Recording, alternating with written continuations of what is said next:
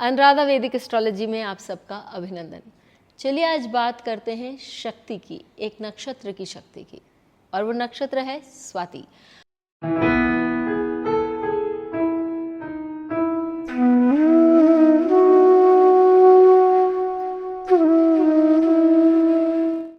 हर नक्षत्र जिस प्रकार हर व्यक्ति में अपने गुण होते हैं और हर व्यक्ति में कुछ ना कुछ ऐसा गुण होता है जो उसको दूसरों से अलग करता है, तो हर नक्षत्र की भी अपनी एक शक्ति होती है जो उसको दूसरों से अलग करती है। उसकी एक क्षमता होती है जो उसके लिए ही बहुत स्पेशल है।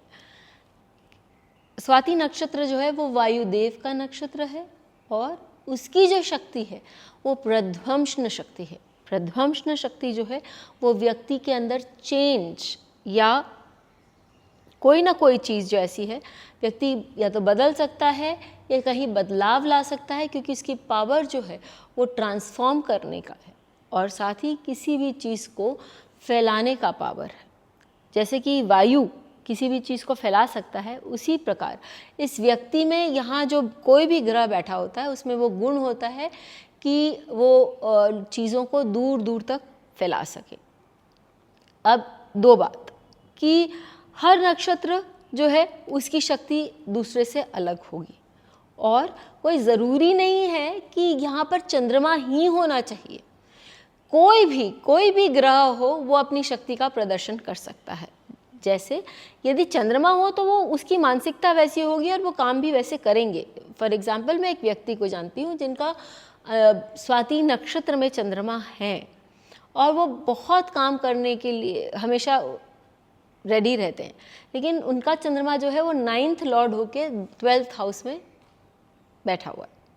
तो ऐसी स्थिति में क्या होता है कि उनका जो एफर्ट होता है वो दूसरे के लिए होता है, वो दूसरों को प्रोत्साहित कर सकते हैं, दूसरों को हेल्प कर सकते हैं कि वो अपने काम में, अपने जीवन में किस प्रकार से ट्रांसफॉर्मेशन ला सके।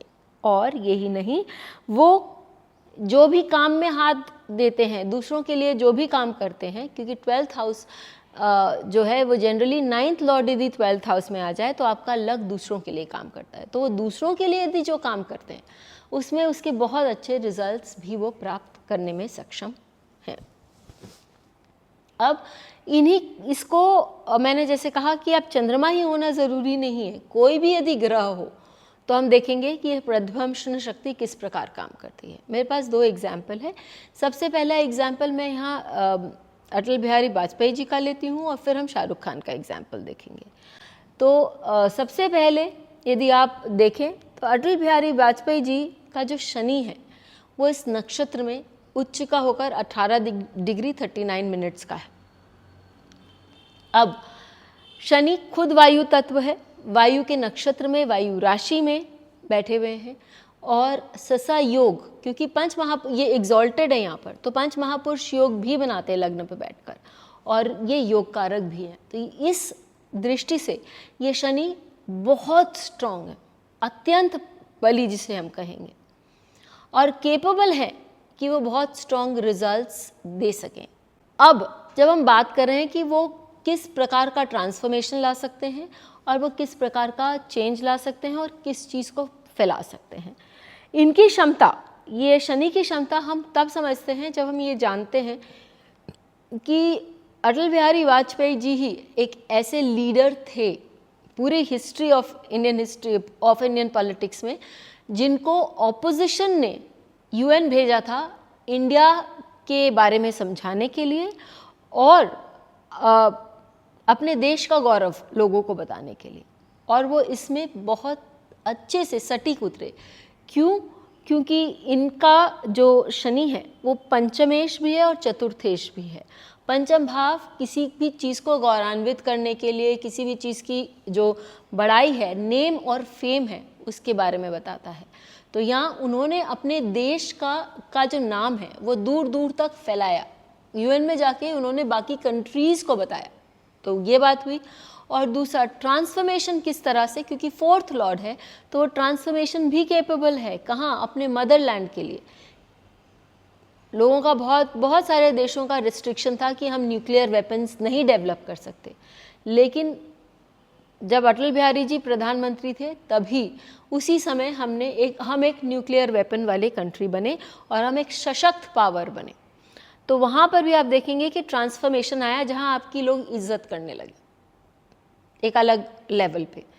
इसलिए हम ये कह सकते हैं कि यहाँ किस स्ट्रांगली उनका जो प्रध्वंसन शक्ति है शनि की, वो हमारे को इस चार्ट में दिखाई देती है।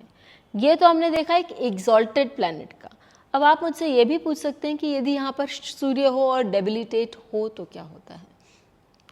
तो आप चार्ट लेंगे शाहरुख खान का, और शाहरुख खान के चार्ट में बहुत सारे लोग ये बोलते हैं कि उनका सिंह लग्न है, लेकिन यदि आप देखें और समझें नक्षत्रों का खेल तो आपको मालूम पड़ेगा कि लग्न और सूर्य दोनों इस नक्षत्र में होने के कारण उनमें इस एज में भी, या हम कहें, इतनी स्ट्रेंथ और इतनी फुर्ती है कि वो बहुत इंटेंसली काम कर सकते हैं। वो केवल वायु के नक्षत्र से ही हो सकता है। और दूसरा, किसी भी चीज़ को चेंज, ट्रांसफॉर्मेशन, अपने अंदर भी इतना चेंज लाना, अपने को भी इतना ट्रांसफॉर्म करना। आप उनकी फर्स्ट फिल्म्स देखिए और आज की फिल्म्स देखिए, कितना उन्होंने अपने आप को बदला है, क्योंकि लग्न यहाँ है और साथ में एकादश भाव का स्वामी यहाँ है। प्रध्वंसन शक्ति आज के डेट में one of the top most brand ambassadors यदि आप देखें तो शाहरुख खान है, और उसके कारण उन्होंने बहुत धन कमाया है। अगला क्वेश्चन ये भी हो सकता है कि सूर्य यहाँ नीच का है, इसलिए उन्होंने बहुत एरोगेंटली, बहुत दंभ से काम नहीं किया है, बहुत सौम्य रूप से बहुत लोगों के साथ रिश्ते बनाते हुए, क्योंकि एकादश भाव आपको बड़ा एसोसिएशन बनाने की क्षमता देता है, उन्होंने ये काम किया है। इसलिए हम कह सकते हैं कि ये प्रध्वंसन शक्ति जो है इनके चार्ट में हमें काम करती हुई दिखाई देती है। आप भी अपने चार्ट्स में लगाइए, ज़रूर बताइए कि आपके चार्ट्स में ये काम कैसे कर रहा है। फिर मिलेंगे, तब तक के लिए धन्यवाद। बेल आइकन को दबाएं ताकि आपको वीडियोस की अपडेट मिलती रहे।